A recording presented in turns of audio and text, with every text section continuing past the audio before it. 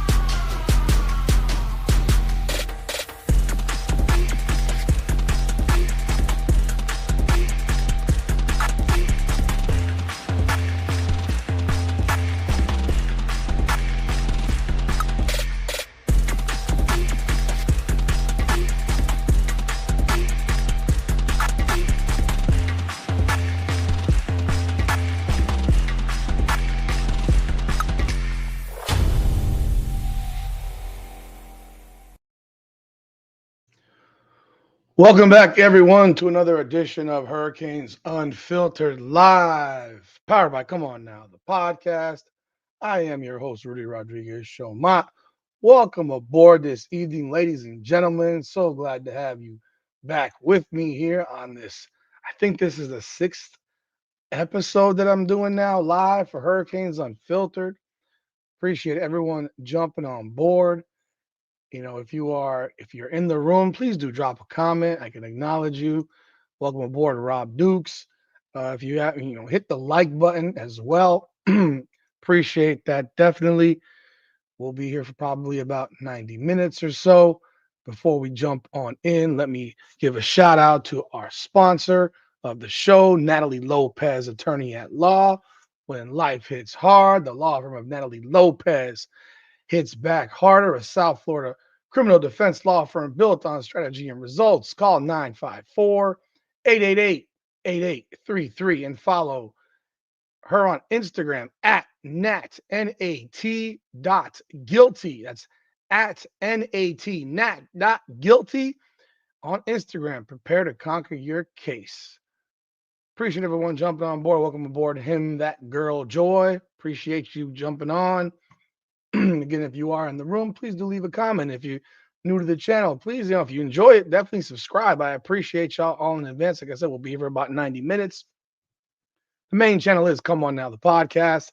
Secondary channel, Rudy's Rant, that I'm building up as well, because that's the one where I talk about all kinds of topics. It started off kind of sports-wise, but that's going to be hitting all kinds of topics. Apologize for the darkness. It's weird because of the camera. Like the way it's making me darker in here. I don't know. It's not dark in here at all. And I've adjusted it. I don't know if it looks real dark to y'all or not, but I think I'm gonna get another light to put on this side right here because I have one hitting me here. I might just get another one there. I mean, these lights ain't cheap, but yeah, we're here to talk Hurricane football. Here to talk Hurricane football, and that's what it's all about. And I dropped the press conference interviews today by Mario Cristobal, Shannon Dawson, and Corey Heatherman. They all spoke to the media today, and we put those videos up on the channel. Mario Cristobal actually did say that he had to rebuild this program. I mean, that he came in basically to a bare. I mean, he alluded that he had a bare cupboard. It's pretty wild. I find that interesting to say the least. Um, Shannon Dawson says the team offensively has been playing tight. You wonder why that is. Why do y'all think that is? I don't know. Because you're in a dull ass, boring ass offense, and you haven't run anything interesting to say the least for the duration of this season until you decided to run this play with Carson Beck on the QB throwback from Malachi Tony, and then running a play with CC Francis Magoa for the touchdown at the end of the game. And people did ask the question about why would you use that against Syracuse? And that is a question, as a question. Welcome aboard, Beast. That is a question that I have myself. Oh yeah, I forgot to put this up here. So all the comments are up. That's a question I have myself. I don't understand why you would utilize these types of plays against Syracuse when you really could have used them against Louisville and or SMU. And someone says to me in a chat or a post, "Well, you don't want to let everyone know what you got." Well, you just did against Syracuse. You need trick plays to score on Syracuse.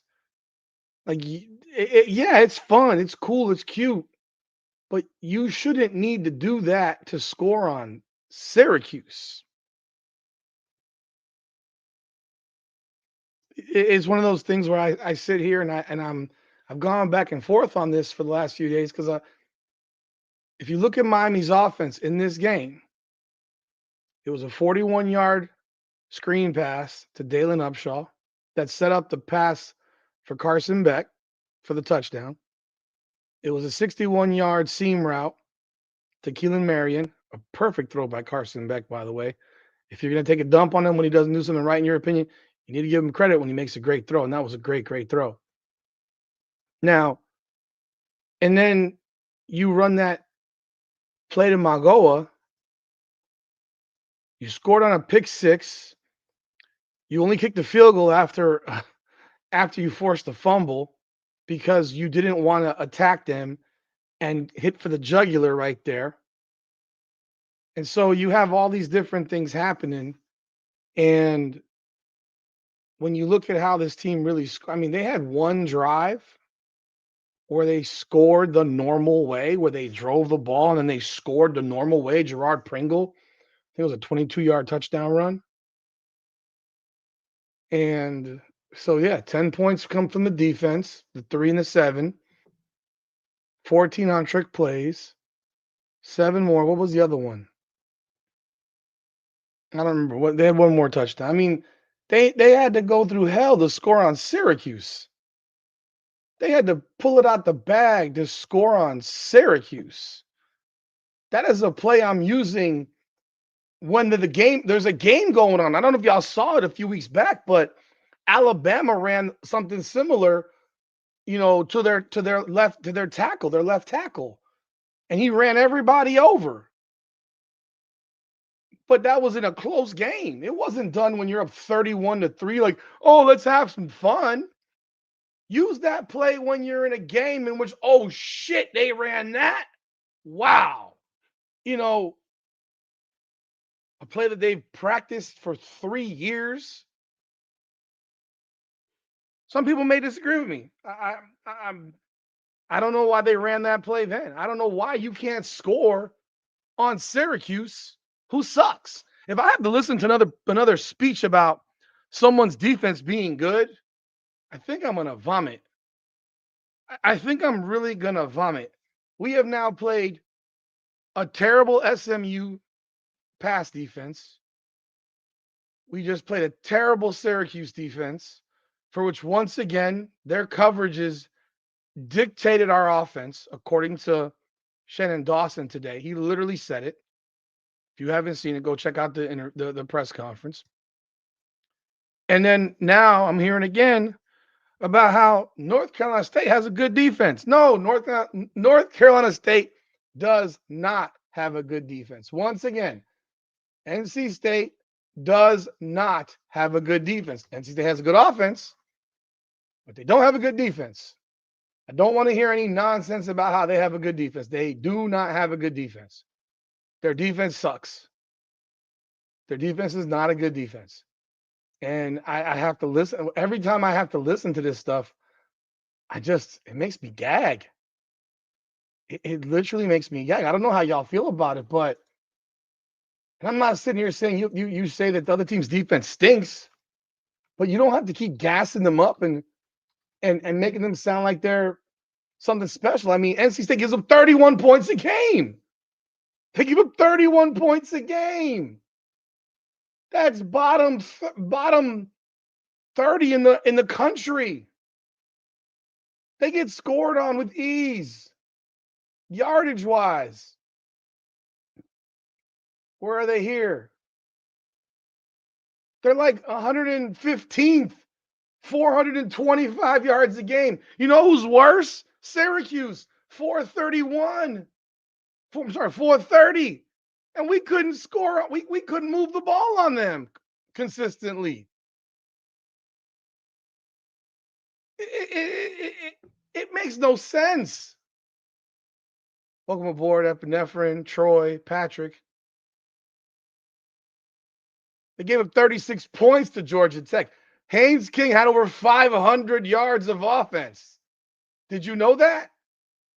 You want me to show you the stat box from that game? They didn't win that game because of some elite defense. They won that game because they scored 48 points.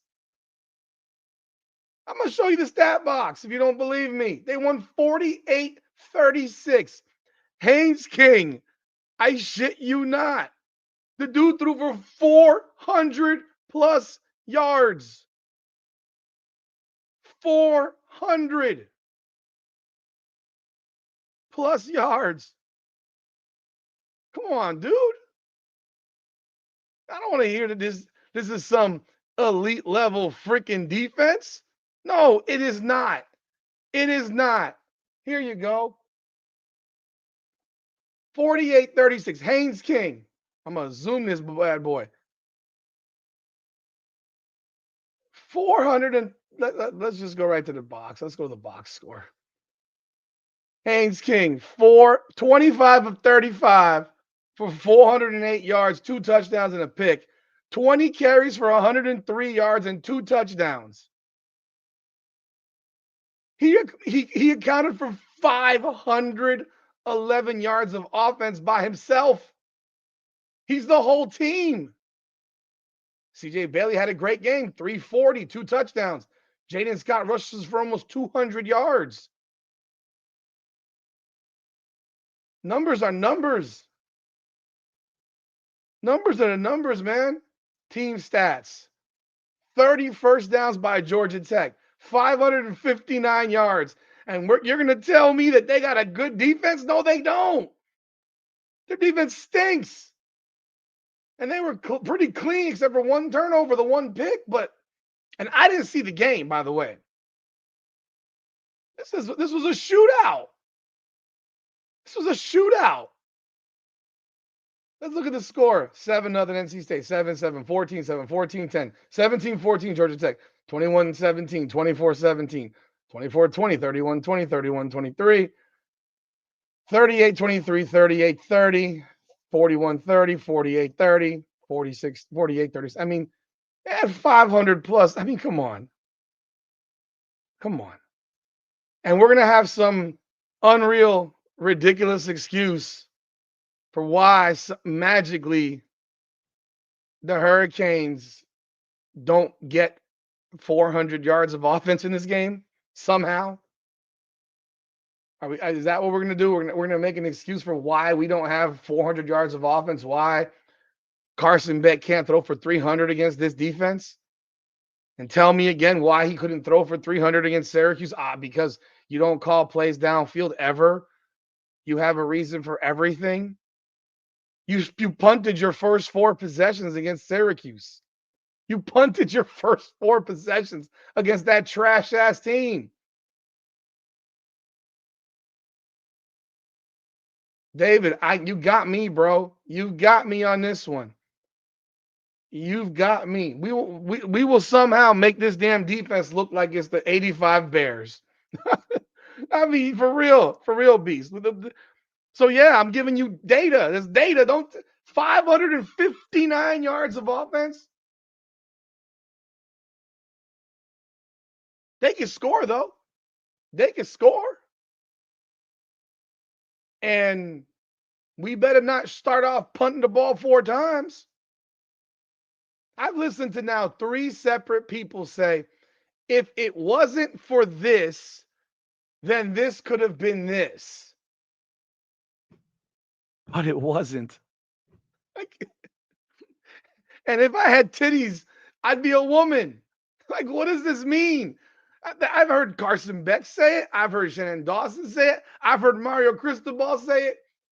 I've heard all 3 of these dudes say the first play of the game, and I don't even remember it, man.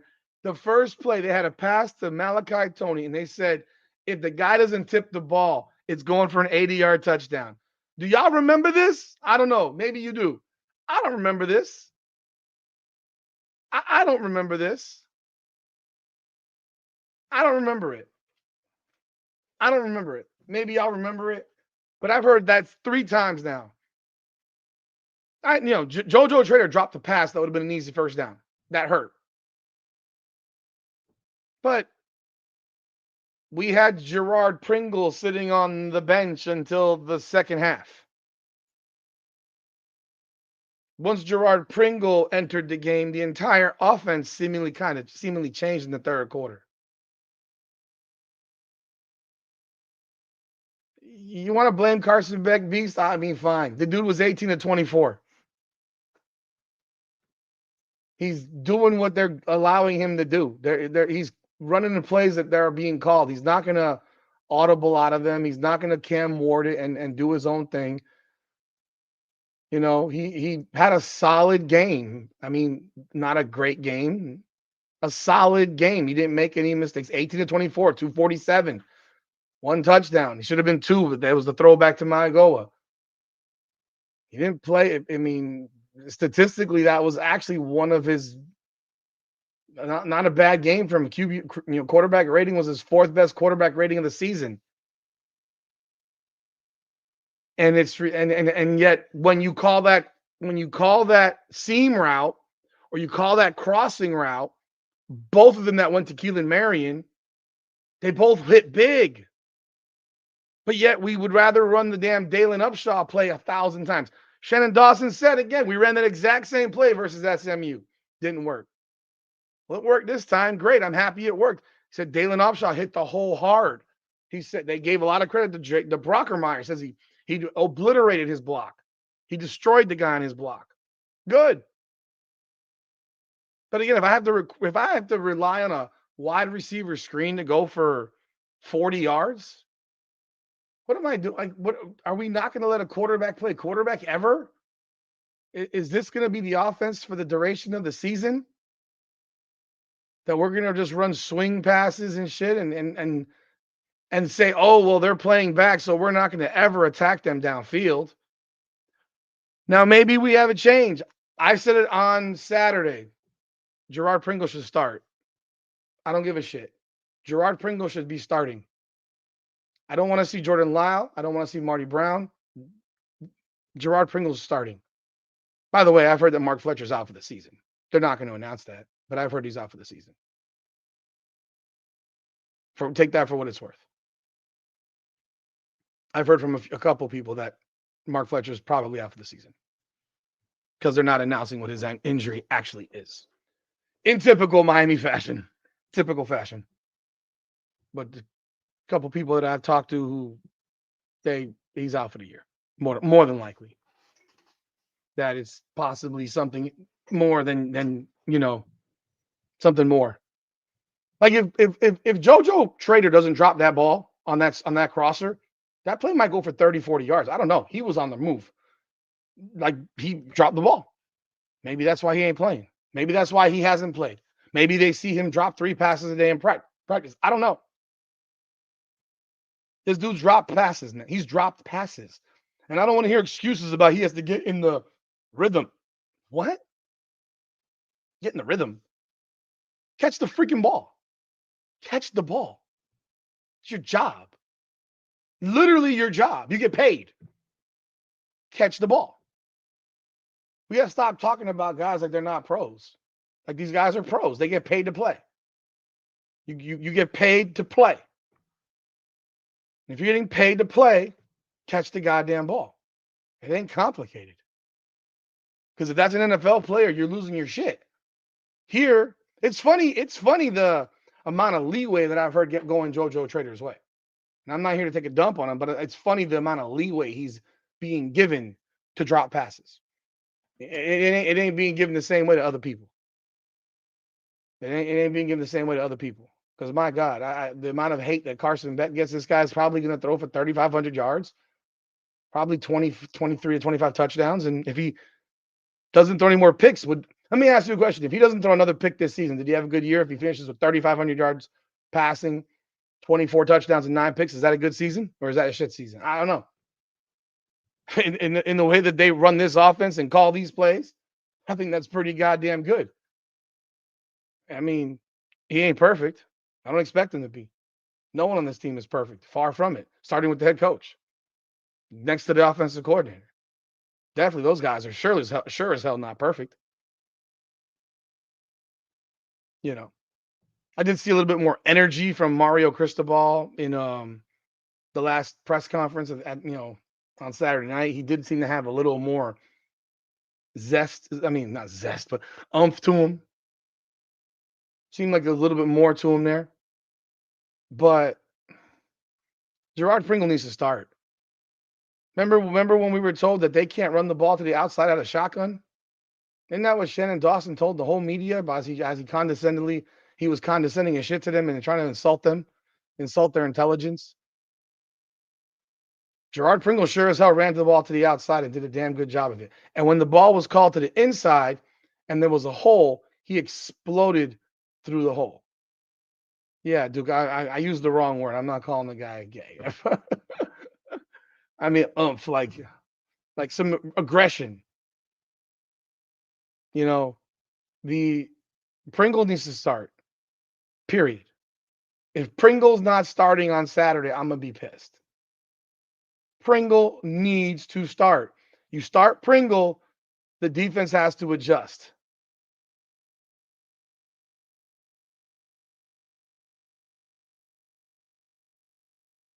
Well, I disagree, Troy. He's terrible for a quarterback who's been in college. Dude, most of these guys have been in most of these transfer QBs have been in college for 6 years now. Most of them have. Most of these guys have been in college for 6 years now. Go look at Cade Klubnik. He's 5 years, isn't he 5 years in at freaking Clemson? He's been the starter at Clemson. He was called a Heisman candidate before the season started. He got, well, he's been there for 4. He's at least 4, but they're 4-5. But I mean, John Mateer, what year is John Mateer in at Oklahoma? Everybody's terrible then. I mean, because I don't find quarterback play in college to be good. I think Dante Moore sucks. I think Dante Moore sucks. He threw a nice ball against Iowa to save their game, but they were down 16-15 against Iowa. I think he's completely overhyped. Not any good. His best win this year is against Iowa. Best win for Oregon is Iowa.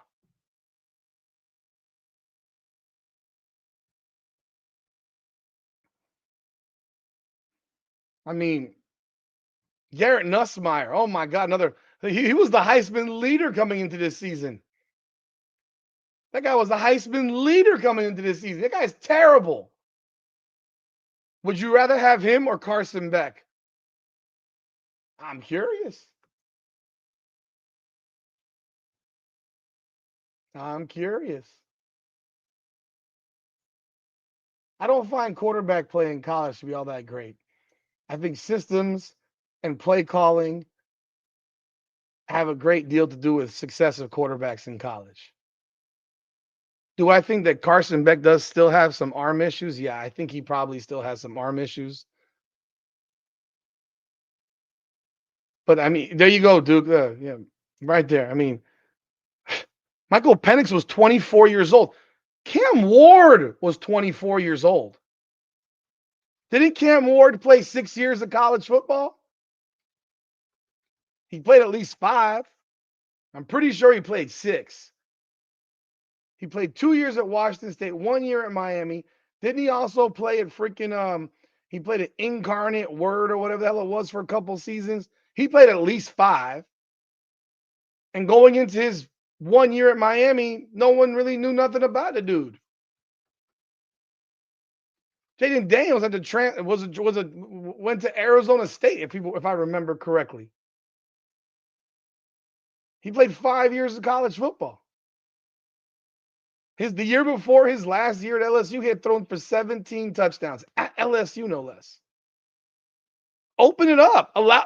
Hey, I don't think he folds under pressure. I don't think I didn't say that, Cuban Can. I know you like to make shit up, bro. They don't trust him. Do you trust the coaches? Do you trust the coaches on this team? Did you right now? I love Cam Ward. Are you seeing what's happening in NFL right now? Are you seeing the season he's having right now? He is literally the worst quarterback in the NFL this year. Literally, statistically, the worst starting quarterback in the NFL this year, right now. I think our coaching staff stinks. I think our coaching staff is what's folding. They choked their asses off. They're afraid to call plays. I was flabbergasted when Mario Cristobal called a timeout before with 2 minutes to go in the first half to try to get the ball back. I was shocked, flabbergasted, bamboozled. I was like, oh my God, are you serious? I got a damn offensive coordinator. He's called trick plays to score on Syracuse.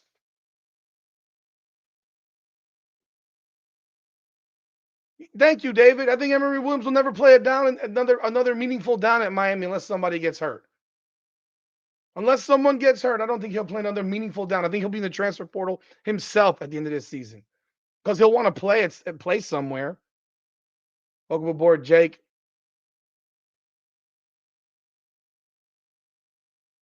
I've said it. I've talked about that stat, Duke, for so many times. I've mentioned that statistic.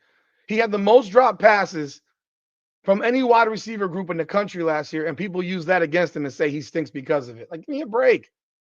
Give me a break. You didn't watch Georgia play. That's when I know that you didn't watch Georgia play. And I ain't calling Carson Beck the greatest quarterback on earth, but I know you didn't watch Georgia play if you didn't know that he had the most drop passes in the country from his wide receivers last year at Georgia. This team. I keep it a buck, man. I can go back to when I covered with Inside the U and listen to the excuses from Randy Shannon's dumbass, followed by Al Golden's dumbass, followed by Mark Richt's dumbass, followed by Manny Diaz's dumbass. And now I listen to Mario Cristobal's dumbass with the excuses every fucking week. This man said today he had to rebuild the whole program, that there was no talent. Bro, this team has had the top 15 recruiting classes for 20 years straight and loses. Like he said that SMU had as much talent as Miami. Are you on drugs? Like, are you what? Give me that crack pipe, man. Give me that weed. Give me whatever it is that you just snorted up. Because you're not going to sit here and tell me that SMU has the same talent level as Miami. I don't want to hear it. That's ridiculous. They got to have an excuse for losing constantly. Am I confident in this team winning the last 3? No. But it's not because of the players. And it's damn sure not because of Carson Beck. It's because I don't know what the hell the coaches are going to do from week to week. I'm comfortable with Corey Heatherman. I'm very comfortable with Corey Heatherman, the defensive coordinator. They've not given up more than 24 points one game. 24 points is the most points given up all season. That was against Louisville. Like, I'm sorry, I don't count the SMU 26 as the most because that was overtime. Regulation, 24 points is the most points they've given up this season in a game. 24 points. Mario Cristobal is the reason we lost to SMU. He is the reason. That decision to call timeout that created the penalty that many people think shouldn't have been called a penalty, but was. He is the reason that penalty happened. It's his fault. But he comes out and says it's us. No, it was you. Your fault. You're the boss. I'll repeat this as I've said before. You got leaders and you got bosses. I did not, Jake. You want to clue me in there? You can put in the comment. Let me know what he said. I don't know what he said. Let me know. Let us know. There's leaders and there's bosses. There's that leader who you're pulling that boulder. He's pulling the boulder with you. And then there's the boss. He's standing on the boulder telling you to pull it. Every time I hear Mario talk, I hear a boss. I don't hear a leader.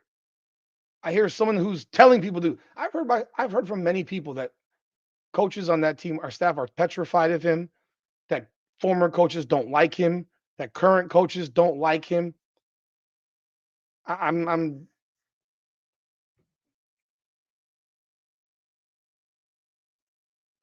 did post a video about the QB situation.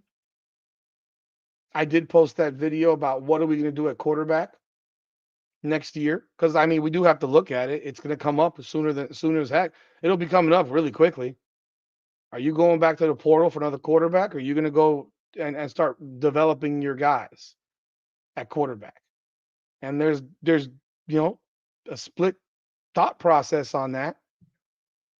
I don't know what y'all think. You can leave it in the comment. Let me know what y'all think about that. I think if you have the chance to get CJ Bailey, you get him. You get CJ Bailey. I don't think you play around with that. And I'm told that he's a done deal.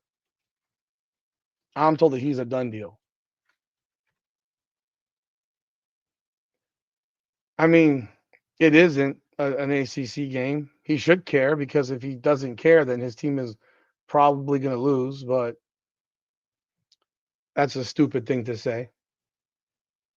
And if they lose, they lose. I mean, I'm not going to lose sleep over it.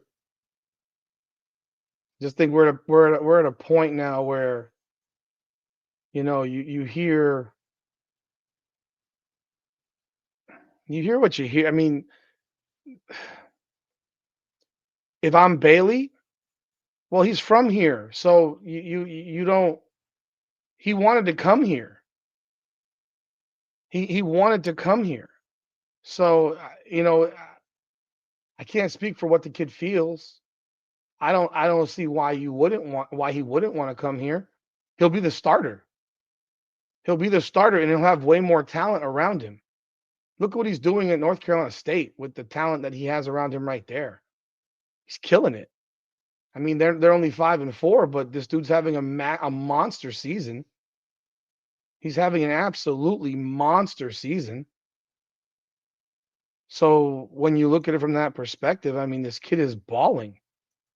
You give him a Malachi Tony. I think JoJo Trader stays in Miami if CJ Bailey comes here. I don't think he transfers out if CJ Bailey comes here. The Duke loss to UConn was ridiculous. I couldn't believe that. But I would absolutely want to come here if I'm CJ Bailey. I want to play with more talent. Here's the thing about typical athletes. I mean, you have typical Epinephrine. That was the SMU game, and he has 1,000 excuses for that. And I listened to Don Bailey Jr. make excuses for that. Everyone's got an excuse. To me, it's ridiculous. You throw the ball down the middle of the field. If you try to make a play, if you don't make a play, that's fine. But sitting here and saying that the odds and all that crap, and like, bro, if you don't hit the first pass for 20 yards, then you put your knee down. But you don't sit here and act like, or maybe you take 2 shots.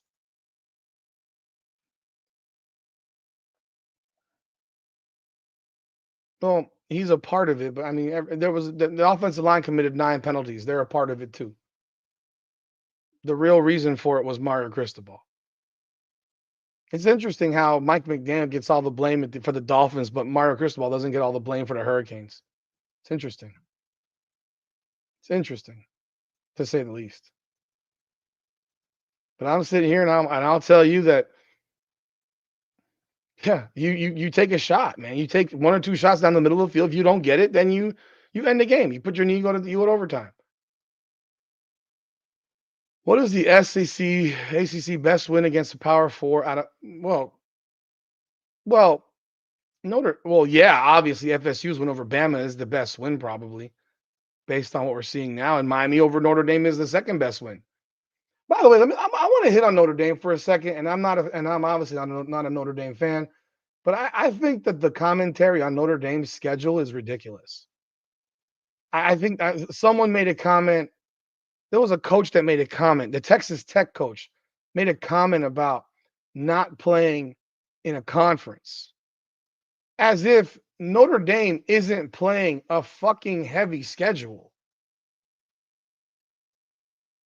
They played Miami to open on the road. They played Texas A&M, was ranked third in the country. They played Boise State, who was in the playoffs last year. They played NC State, who we played this week, who we're nervous about, and they beat them by 29 points. They played USC, who's number 17 in the country right now. They're going to play Pittsburgh at Pittsburgh this week. Yeah, their last two, Syracuse and Stanford, shit. But for a team that's not in the ACC, they got 1, 2, 3, 4, 5, 6 ACC games. But they've not played some dumpster fire schedule. Their schedule's not a dumpster fire. You know whose schedule's a dumpster fire right now? Oregon. Oregon's schedule is a dumpster fire, if you want to be honest. Look at their schedule.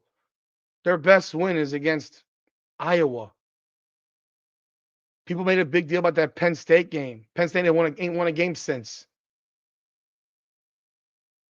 I never thought Penn State was good to begin with. They don't walk around like Alabama going to play 2 Division IV schools. Like when people take shots at that shit, it really kind of irritates me because I don't like Notre Dame, but it's like, bro, when Miami was an independent, Miami's schedule was ridiculous every year. Remember when Notre Dame was playing Michigan also? Like they would play a loaded ass schedule. Like you're like Texas Tech. You're in the Big 12. You're in the Big freaking 12. Who the hell is Texas Tech beating this year besides BYU, who's in conference? Let's look at their schedule. They played Arkansas Pine Bluff. They played Kent State. They played Oregon State. Those are their first 3 games. Pine Bluff is 3-6. They beat them 67-7. Kent State is, what is Kent State now? Kent State is, no, that's not. That's 3-6. They beat them 62-14. Oregon State is 2-8. Those are their 3 non-conference games. A combined 8-22. So they beat Utah on the road. They played Houston, Kansas State, Arizona State. They lost to Arizona State. Oklahoma State, Kansas. Their last 2 games are UCF and West Virginia, and people are going to walk around. Those dudes are going to puff their chest out. Come on, man. Their 3 freaking non-conference games are against my ass crack. And he's pumping his chest about his schedule? USC probably beats everyone on his schedule. Miami probably beats everyone on that schedule, presuming we play properly. Texas A&M beats everyone on that schedule. The Big 12 is a dumpster. It's worse than the ACC.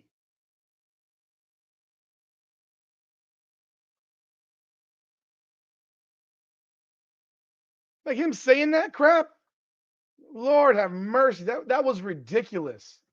And BYU, BYU gets beat by 22 points and drops to 12.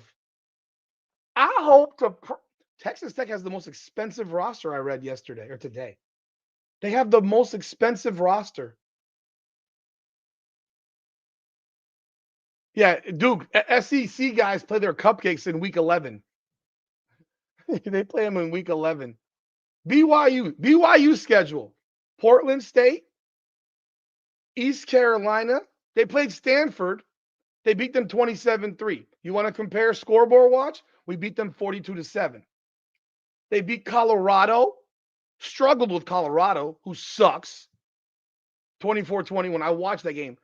Colorado damn near beat them in that game. West Virginia, Arizona, Utah, Iowa State, Texas Tech. They got TCU, Cincinnati, and UCF. They got 2 ranked teams in their entire schedule. And they're 1-1. And yet BYU drops only 4 spots. Miami lost by 3 points to a team that's ranked in the top 20 right now. Louisville was ranked in the top. They weren't when we played. They should have been ranked. If this was the SEC, Louisville's ranked when we played them. And I think we're way better than Louisville, obviously. But they're a ranked team when we play them, right?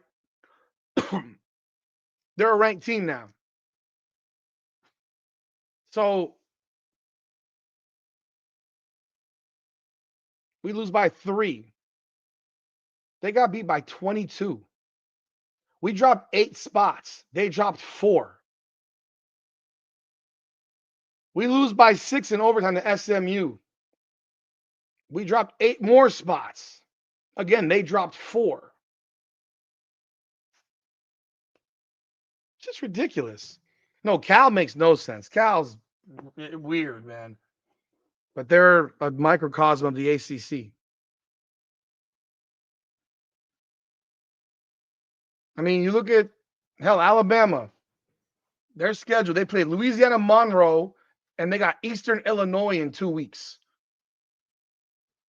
That's their, and they had FSU and Wisconsin. Wisconsin stinks. These SEC teams are all, they play their fluffery in non-conference.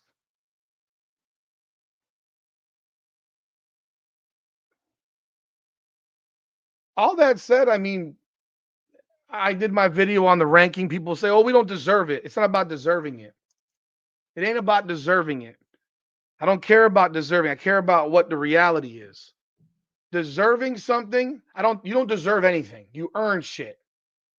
You earn shit, right? That's how I always stand on you earning stuff, not deserving anything. So when people cry about, oh, we deserve, they deserve it. Like the WNBA players think they deserve to get paid more money. Motherfuck, you don't. You earn more money by producing. By producing, you earn more money. You don't deserve it. You don't deserve shit. You deserve what you're given. What you're given is what you deserve. But when you have a team that you beat, and I understand why Miami is so far apart from Notre Dame, because we lost 2 of the last 4 and they've won 7 straight. To be not 7 spots apart is utterly ridiculous. It's like everything that Miami did in the first 5 weeks has just been thrown in the trash can.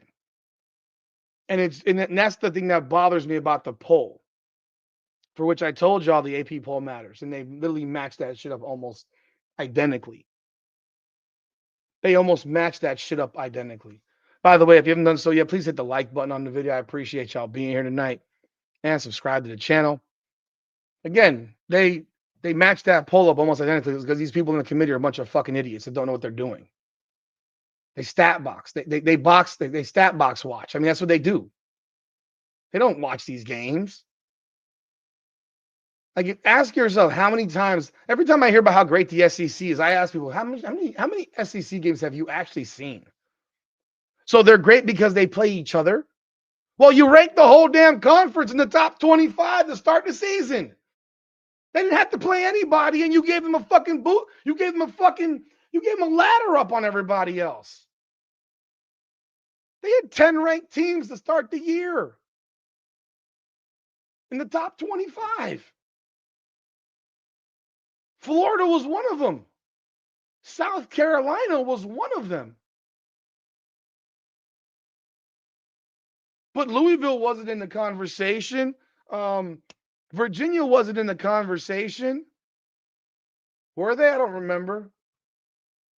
Who the hell was Clemson was for the ACC, which is a Dabo ranking. We all know that. It was not because they earned it. Louisville's nowhere to be found. Virginia's nowhere to be found. Georgia Tech is nowhere to be found. The only ranked teams in the ACC to start the year were SMU, Miami, and Clemson. Nobody else was ranked in the ACC in the top 25 to start the season. So Texas gets beat to start the year. They drop, then they get beat up by Florida. They drop out, but then they get to move back on in because they beat a couple of powder puffs in the SEC, or they beat some ranked SEC teams that are not that good. Tennessee's been ranked all season. I mean, they're 24 to start the year. And right now, I think they're ranked 23rd or 24, something like that, with 3 losses. You got all these ranked teams in the SEC. It's like, just give them the damn booster seat, bro. Shit's ridiculous. So, yeah, when I see BYU drop to 12, I said it on on Saturday night. I said it on a Saturday night when I did the impromptu live. I said, yo, they're going to jump up. Miami's going to jump up at least to 16. At least to 16. Could be 15, could be 14.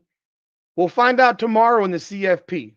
AP, the coaches poll, 16. And somehow Utah, who didn't play, jumped 4 spots and go ahead of us on the coaches poll. I mean, how? How? Like, come on. Come on. Now, this weekend's huge. Oh, by the way, Vanderbilt barely gets by Auburn, who just fired their coach, and they move up. They move up.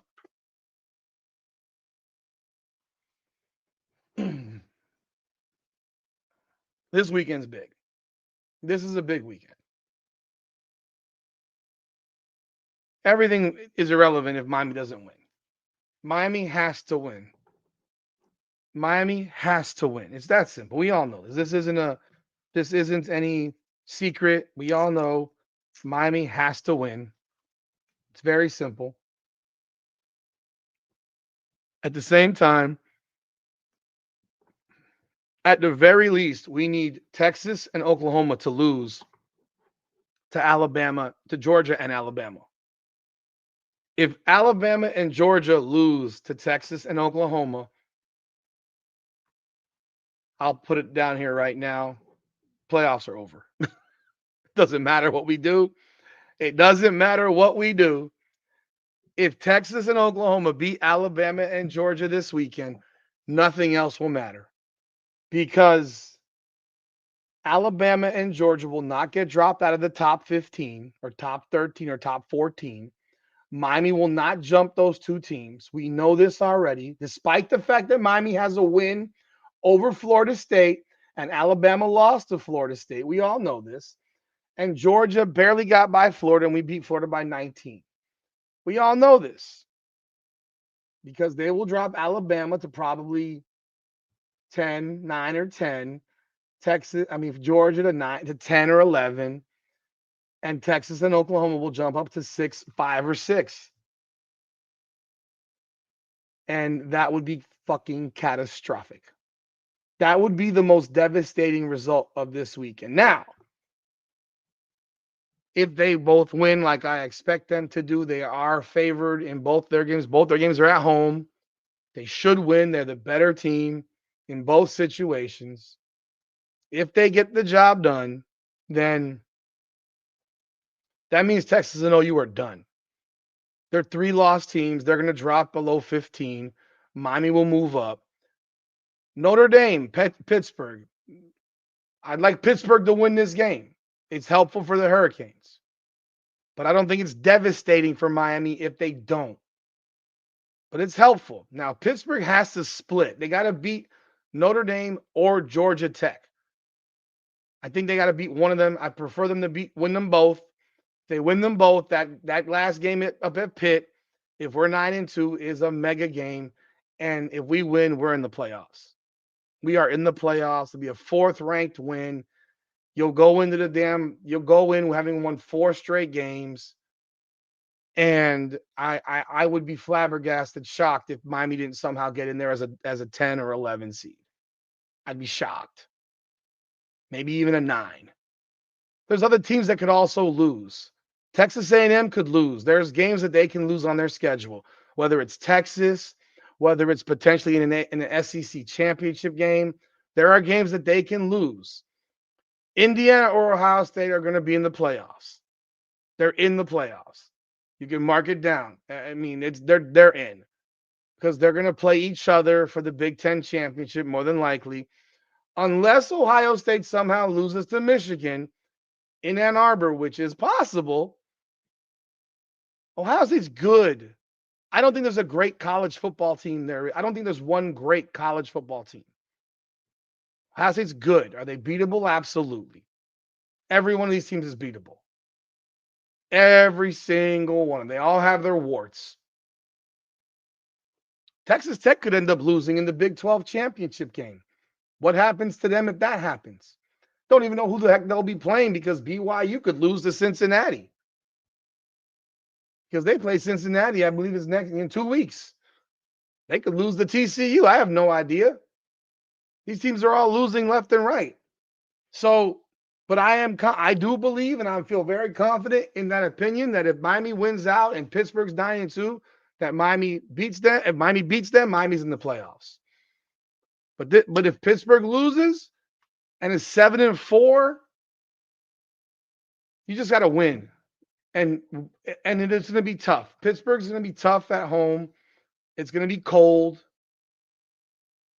But maybe if they've lost back-to-back games to Georgia Tech and Notre Dame, maybe, or they've beaten Georgia Tech but lost Notre Dame, maybe they're not feeling as high and mighty as they were. And their defense also gives up a lot of points. Again, another team that's defensively not very good. Defensively not very good. My God, where is Cam Ward when we need him, man? I mean, good grief, we need Cam Ward. This is the time where we need Cam Ward for real, because Cam Ward, my God, with this defense, we would be playing for a national championship. With this defense, with Cam Ward, we would be playing for a national championship. There's no doubt about it in my mind. We'd be playing for a national championship. But it is a big weekend of football, and there's a lot of opportunity out there. There's no reason to put your head down, get sad. Miami got to take care of business on Saturday. The game is at 3:30. You're playing your final regular season game at home. Go out and support these guys, man. You don't have to like Mario Cristobal. I can't stand watching this man coach. I hate watching him coach. But I want the guys to win, man. I want these dudes to win. I want them to win for a number of reasons. Like, I want to win 11 games. At the very least, I want to win 4 in a row and win a bowl game. We haven't won 11 games since I was goddamn just out of college. Before I had children. It's like we ain't won 11 games since what, 04?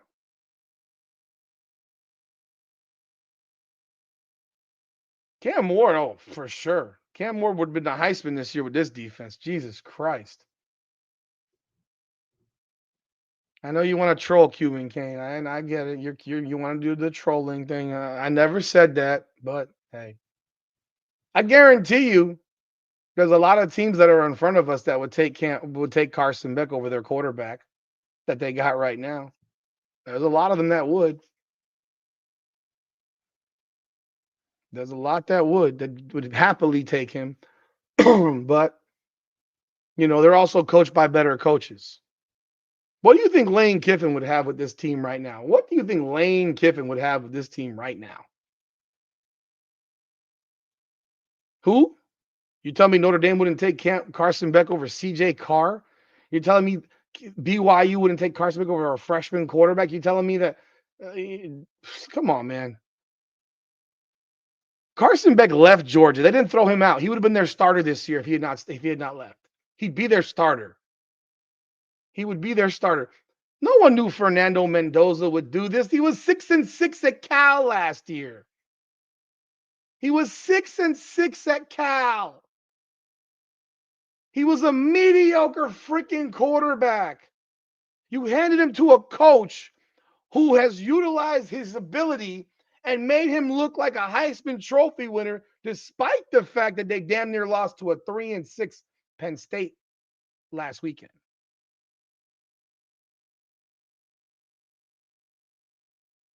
Like, we can jump up and down about Fernando Mendoza. Homeboy damn near lost to Penn State.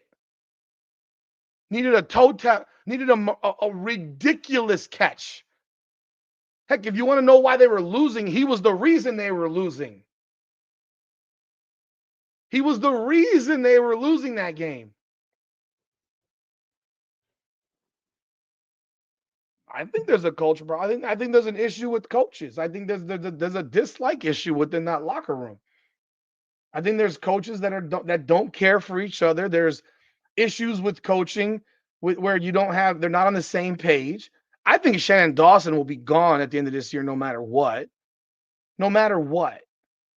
Because his career is being driven into the ground. We criticize him, but do we really know who's really calling the plays? You tell me an air raid type of guy is calling the bullshit that he calls every game? This is part of a game plan that's been put in place by the guy in charge. Like if I gave you how many of y'all watch women's basketball? How many of y'all watch women's basketball? I know some of y'all do. Some of y'all might. I'm giving you Caitlin Clark, and I'm telling you to put Caitlin Clark and I'm the coach, and I tell you to put Caitlin Clark in the corner and take the ball out of her hands. Am I maximizing what I got with Caitlin Clark? No. If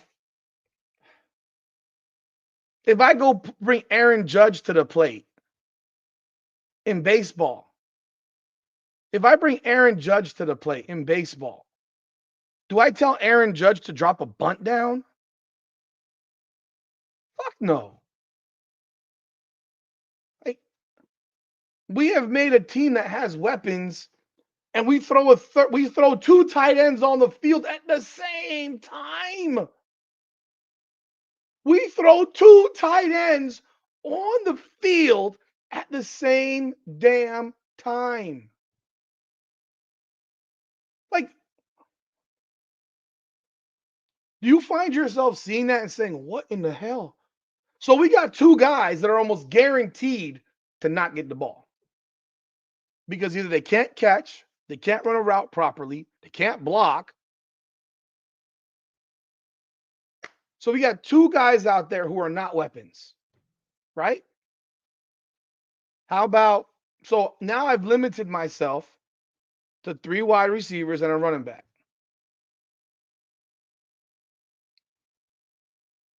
Actually, I'm sorry, 2 wide receivers and a running back. 2 wide receivers and a running back. So that's 2, 4, 5. Yeah.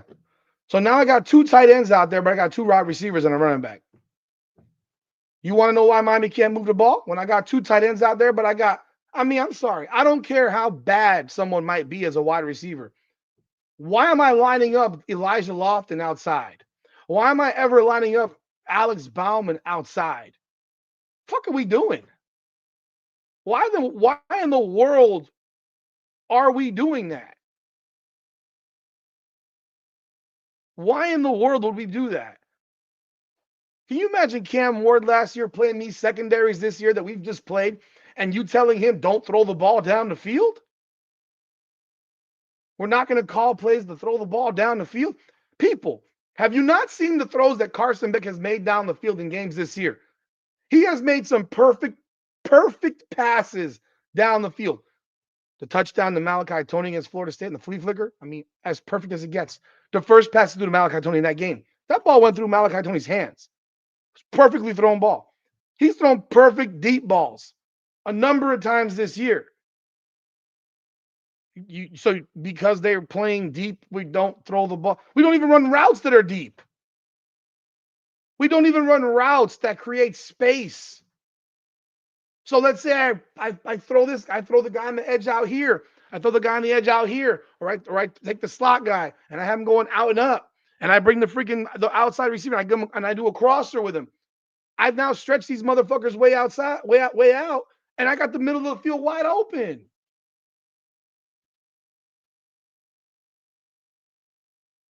Some get picked. That's football. That's football. Cam Moore threw cross-body throws that got picked. We were down 35-10 to Cal last year because he threw a cross-body throw that was taken back for a touchdown. We praised him for the comeback, but he was part of the reason we were losing. Like, come on.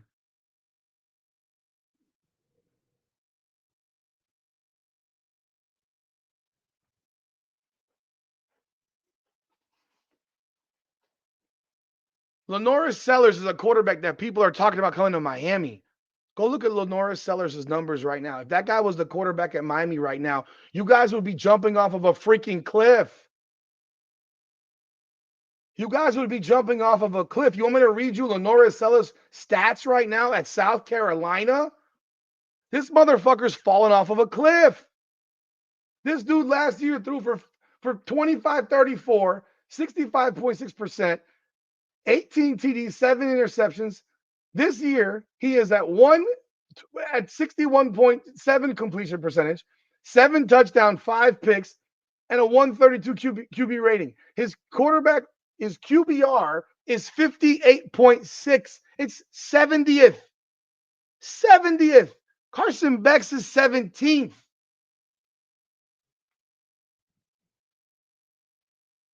Like, come on. But this guy is, people talking about him coming here. Last year, he rushed for 674 yards. This year, he's rushed for 158, 1.4 yards per carry. I mean, that might as well be Carson Beck as a running back. You want to go bring him down here? There are people that want him down here. There are people that want him down here. You need coaches to coach, man. It ain't rocket science. It ain't rocket science to call plays to get guys open that are skilled like this. No, you want to throw tight ends out there. You want to put these tight ends out there and hope that the tight ends can get the job done. I mean, hey, you do it. Go ahead. You see what's happened. We've watched it now for 9 games. We've watched it for 9 games. I mean, I hope that kid Bauman's okay. But I ain't losing sleep if he doesn't play this weekend. I hope he's okay, but I am not losing 1 ounce of sleep if he doesn't play this weekend. Don't know if he's really injured or whatever. I don't know. I'm sure we'll find out Friday because we never find out about real injuries until the day before the game. I think we're missing CJ Daniels right now. It's tough. I hope he can play this weekend. I doubt he will, but I hope he can. Keelan Marin's given a crosser. He takes it for freaking 30 yards. He gives a seam. He goes for 61 yards. Like these plays have been there available all season long. We just haven't run them. We decide to run all this shit against Syracuse. We want to bring out our trick plays against Syracuse. I don't know what y'all think about that. I don't know what y'all think about that.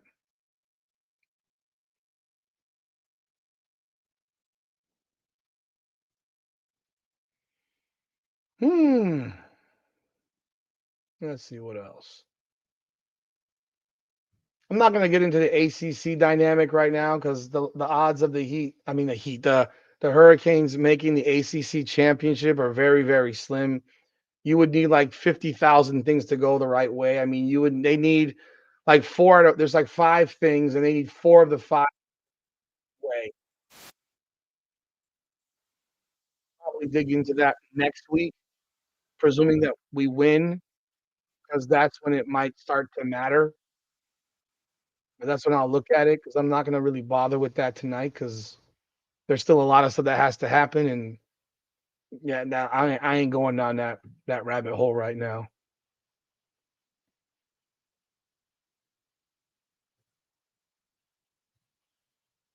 My name is Rudy. Oh, oh, um, yeah. I'm I'm not. If here's the problem. Here's the real problem with it, and this is the problem with the conference situation now.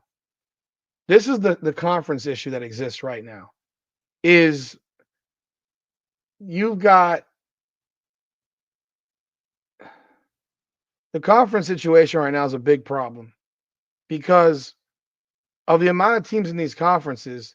Now you have this bullshit where you have this bullshit now where you have, you know, these teams don't play each other. And that's a problem because they don't play each other.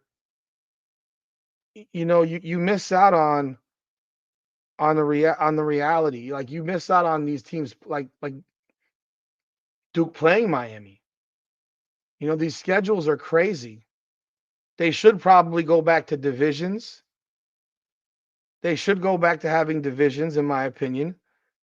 Because at this point, it's like, what are we doing exactly where we have these teams never playing? And that I find to be a big problem within this landscape is like you look at Miami and you look at who has Duke played? Who has Duke played this season? They can literally make the ACC championship with, is it 5 losses or 4 losses? Let me pull it up.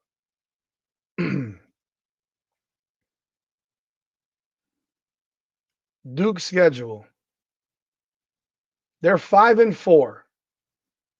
They beat Elon. They lost to Illinois. They lost to Tulane. They beat NC State. I don't know how. They beat Syracuse, Cal. Lost to Georgia Tech. They beat Clemson. They lost to UConn. They played Virginia this week. They could beat Virginia. I wouldn't be shocked if they beat Virginia. But then they played North Carolina and Wake Forest to finish their season. They could literally go 8-4 and be in the ACC championship. That's absolutely ridiculous.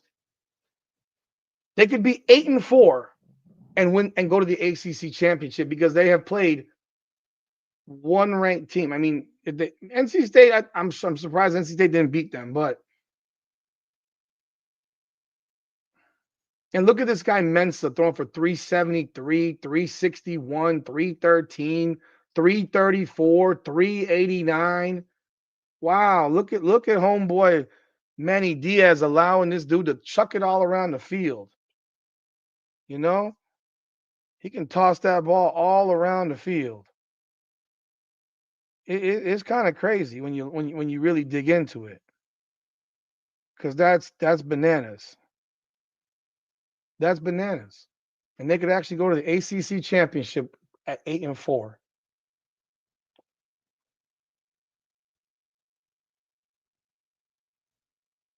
Wild. It's wild. I really don't care about the ACC championship, to be honest. I don't care about it. It doesn't mean a damn thing to me. Damn thing to me. I need Miami to win 4 games in a row. I need to see Miami go to Pitt and win at Pitt. I need to see Miami handle business this weekend against NC State. That's what we need to see.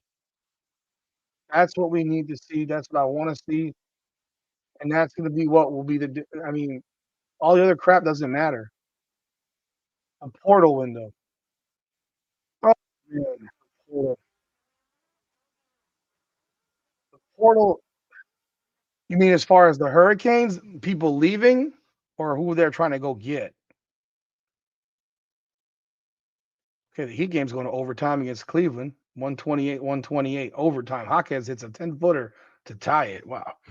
I think Ray Joseph is gone for sure. I think Emery Williams will be in the portal. I think Elijah Lofton will be in the portal. Those are guys off the rip that I believe will be in the portal. I think Jordan Lyle will hit the portal. Well, isn't it right after or right during the playoffs, which is absolutely fucking stupid. Let me look at the date.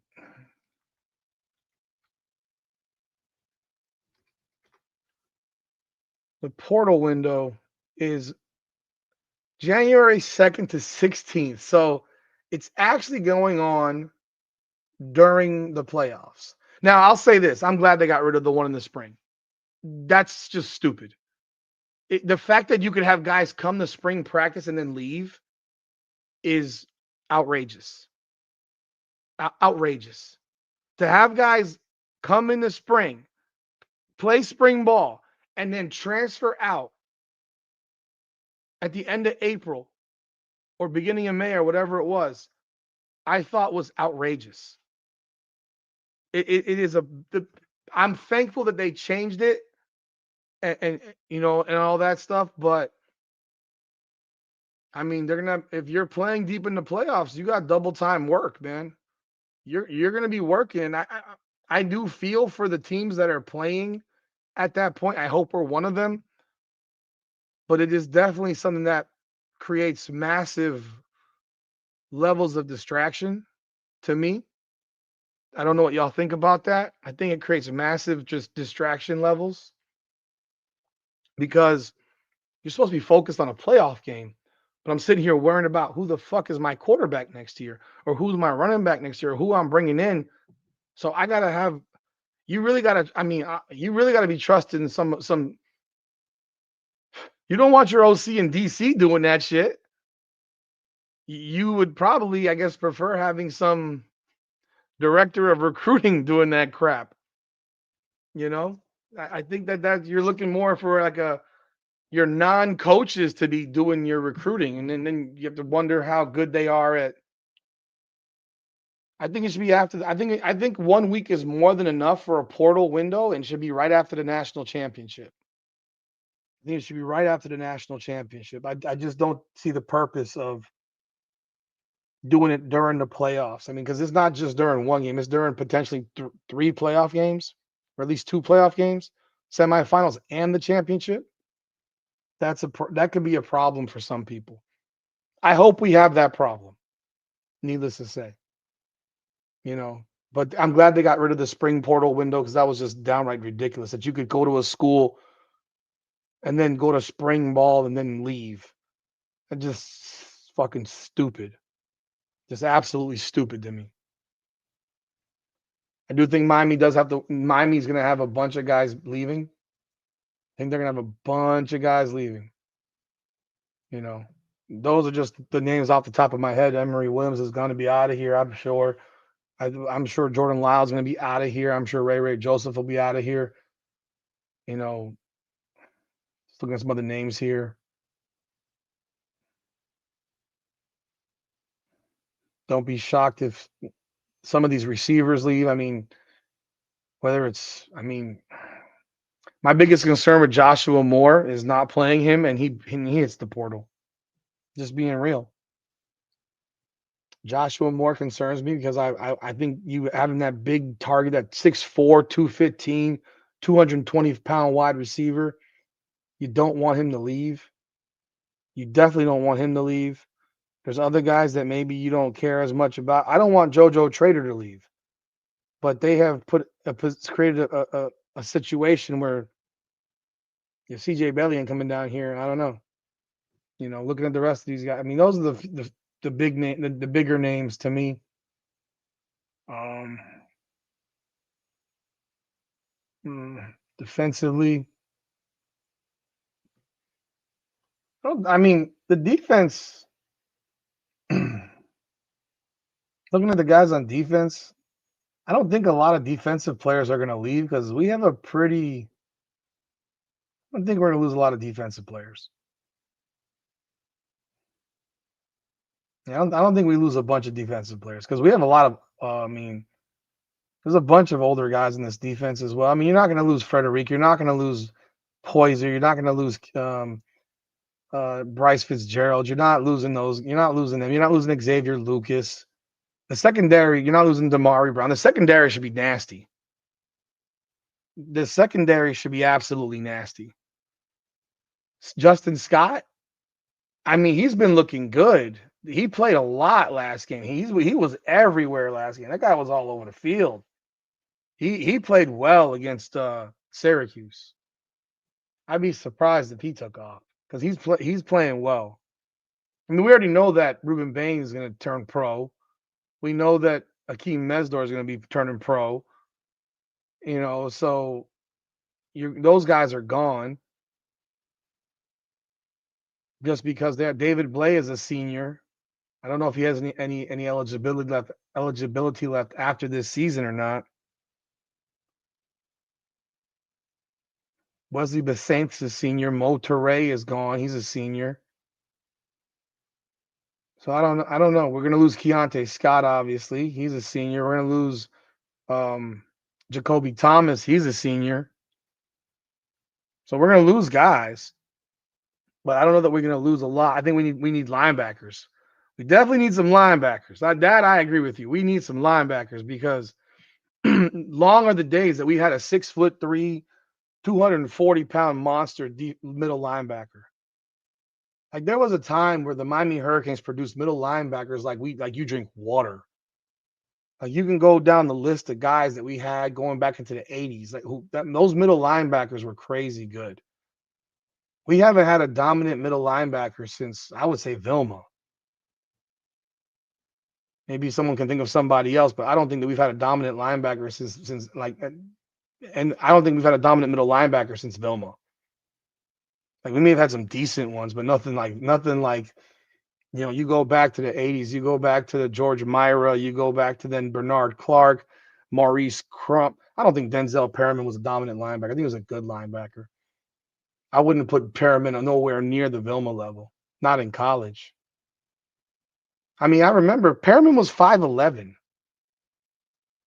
He was 5'11". He wasn't a, I mean, I'm talking about 6'3", 6'2", 6'3", 6'4", 230, 240, just truck, you know, or just a guy who, I mean, yeah, he hit people, but I don't think he was a dominant linebacker. You know, if you go back to those days where they were, you went from George Myra to Bernard Clark to Maurice Crum to Michael Barrow, you know, Ray Lewis, and then it's just like one after the other after the other after the other, and it was nonstop. It was just like a rotation of guys. Like if any of you guys are late '80s, early '90s guys, like think about the fact that we had Michael Barrow, Darren Smith, and Jesse Armstead playing linebacker at the same damn time. I mean, what the like what? What? Like, think about that type. Like, who the heck is the other linebacker besides Wesley Basaint? Mo Toure. Mo Toure is a transfer. We've had him for a season. This is the only year he'll be here. Yeah, James Williams could have been if he would switch positions. Yeah, I agree. He could have been, but yeah, could have been. There's Mo Toure. I think is good. I don't think he's great. I like his attitude, but I don't think he's great. There's a reason he went to Rutgers. I think people forget. Like, there's a reason guys go to certain schools for 4 years or 3 years. I mean, there's a reason. Like think about the guys that like Zachariah Poiser. He didn't go to Jacksonville State for 3 seasons before transferring. He went to Jacksonville State for 1 season, and then he got the hell out when he dominated. You know, so can't blame any wide receiver for no. It's hard to blame somebody when you're not throwing the ball. When you're not throwing the ball, like who the hell decides I want to play wide receiver so I can run a swing pass? I want to play wide receiver so I can run a screen. People play wide receiver because, first of all, they're pretty boys, typically. They're typically pretty boys. They're diva-ish, and they want to show off. You don't show off running screens. You show off going deep. Am I wrong? You show off mossing motherfuckers. Like, that's how you show off, right? Am I wrong? Am I wrong? Correct me if I'm wrong. Like, I know why. I know why dude left. I know why freaking Isaiah Horton left. They didn't trust these guys. They didn't, like the fact that you would rather be the number 3 option than the number 1 option is crazy. And like, think about that. He's the number 3 option. Number 3 option for Alabama. He would be our number 1 outside threat. And all because they didn't trust that these guys would develop him, even though he had developed in this program, but they didn't trust him. They didn't trust his coaching staff. And now you look back and you say, well, looks like they were right. Because he'd be running pass patterns for the hell of doing it. He'd be running pass patterns to just run back to the huddle. He'd be running passes just to run back to the huddle.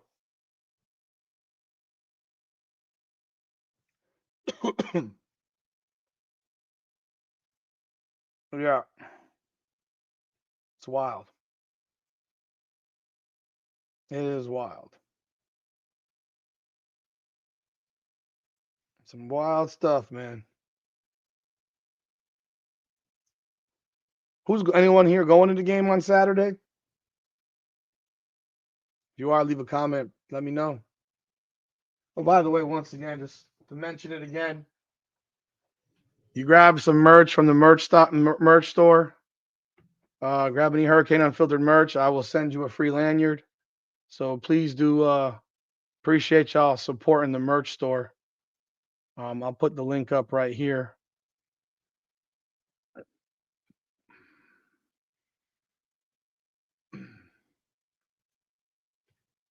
You can also get to the merch store by going directly into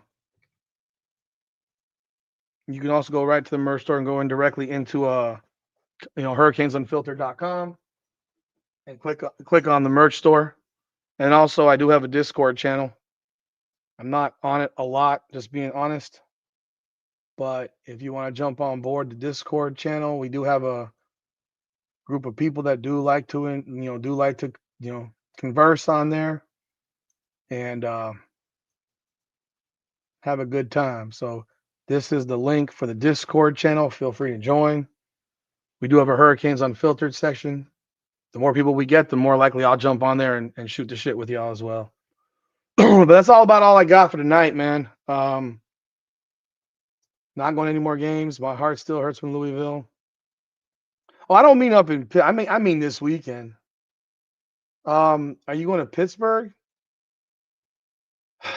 No, I would honestly, I gotta think about that because I mean I don't have plans on going to it, but shit, if they're 9-2, if they're both 9-2, I might. I can't say I won't. I might consider it. I might have to because no, it's Thanksgiving, right? Oh, I can't go. I can't right now. I don't even know if these flights are even going to take off right now. Like that's the biggest fear with this travel is you don't even know these flights are going to take off. You have no idea right now what's happening with airlines and cancellations and all that stuff. It is a hot mess out there right now across the country with the airlines. So, I have no idea what's happening with the airlines and if there's going to be, flights taking off or being canceled. So that would be really, really shitty if you got plane tickets and then they cancel your flights to Pittsburgh. That would absolutely suck. And then yeah, that would suck. That would absolutely. By the way, reminder: I am doing the live again this Saturday. I'll be at the stadium, so I'll be doing the same live I did. I don't know if any of y'all were on it. If you were on it, again, I can't zoom in the camera. It's on my iPad, but I'll provide the commentary and I'll give you the video from the box. And check it out. Jump on board. We'll be starting off at 3:30, of course. That's when the game starts. And after the game ends, we jump over to the press conference. And yeah, hopefully we're talking about a win. And if we, after I get home, then I'll be doing a live on BKFC and UFC. So if you're interested in those sports as well, please do jump on board. But that's all I got for tonight, people. I appreciate y'all jumping on board. If you haven't done so yet, please leave a like, uh, hit the like button, and of course, subscribe to the channel. That's all for this evening. I'm your boy, Rudy Rodriguez Showmont. This is Hurricanes Unfiltered, powered by Come On Now, the podcast. Come on now.